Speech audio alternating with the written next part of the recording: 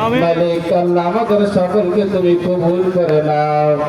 আল্লাহ তাআলা আবার বলি মালিক আপুসির নেত্রী বেগম খালেদা জিয়াকে আল্লাহ তুমি সুস্থতা দান করে দাও। ও মালিক কোন ডাক্তারের ক্ষমতা নাই, ওষুধের শক্তি নাই, যদি তুমি সুস্থ না।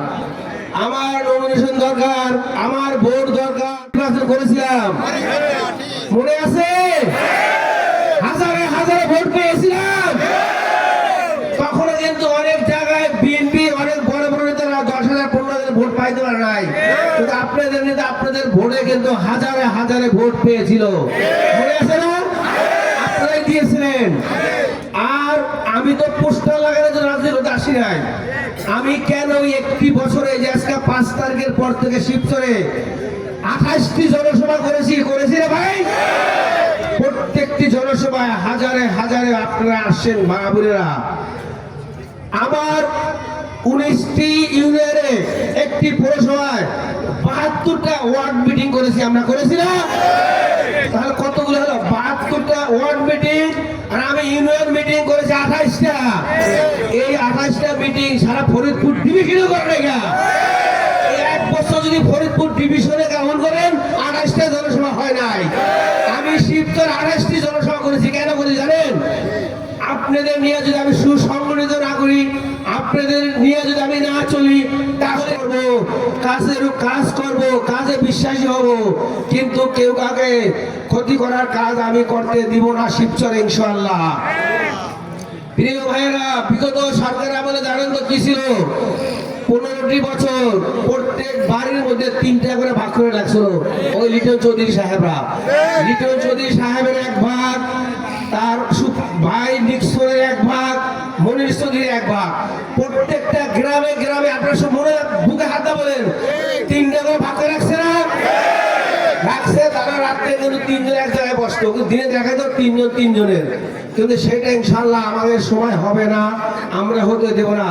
আমাদের প্রিয় নেতা জনাব তারেক রহমান একটি কথা বলেন, প্রতিহিংসা নয়, আমরা প্রতিহিংসার রাজনীতি বিশ্বাস করি না, আমরা আদর্শের রাজনীতি বিশ্বাস করি। আমরা জিয়াউর রহমানের আদর্শকে বিশ্বাস করি, আমরা ম্যাডাম খালেদার আদর্শকে বুকে ধারণ করি, আমরা তারেক রহমানকে অক্ষরে অক্ষরে পালন করি ইনশাআল্লাহ। আমরা যতদিন পারি, আমরা জানেন তারেক রহমান সাহেব একটি দফা ঘোষণা দিয়েছেন, এই সংস্কার যদি বাংলাদেশে বিএনপির মাধ্যমে আগামী নির্বাচনের পরে বাস্তবায়ন হয়, বাংলাদেশ হবে বিশ্বের মধ্যে একটি উন্নত কান্ট্রি ইনশাআল্লাহ।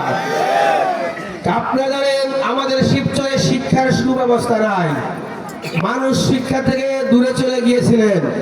আল্লাহর রহমতে সামনে আমরা শিক্ষার সুব্যবস্থা করব, কর্মসংস্থান বাড়াবো, শিবচরে কর্মসংস্থান বাড়াবো, যুবক ভাইদের ইয়াং ভাইদের চাকরির ব্যবস্থা করব, যে করে প্রত্যেকটি ঘরে ঘরে অভাব দূর হয়।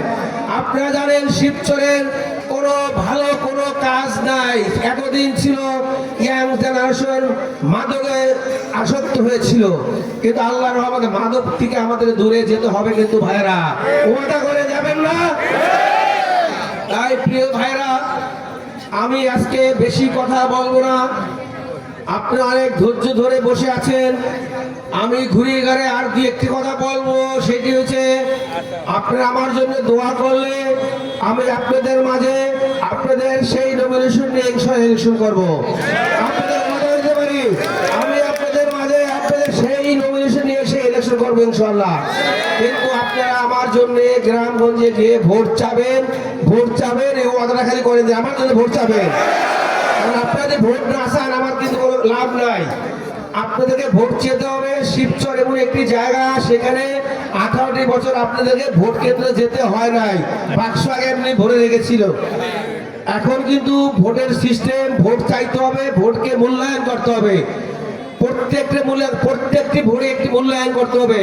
তাই প্রিয় ভাইরা, আপনাদের কাছে আমার অনুরোধ, আপনারা সকলে আমার জন্য ভোট চাবেন, আমার জন্য দোয়া চাবেন, আমি যেন আপনাদের মনের আশা পূরণ করে আপনাদের মাঝে থেকে আপনাদেরকে জানি ভালো মন্দ আপনাদের যেভাবে আমি বলে যাচ্ছি এই কাজগুলো যদি করার সুযোগ আমি পাই ইনশাআল্লাহ।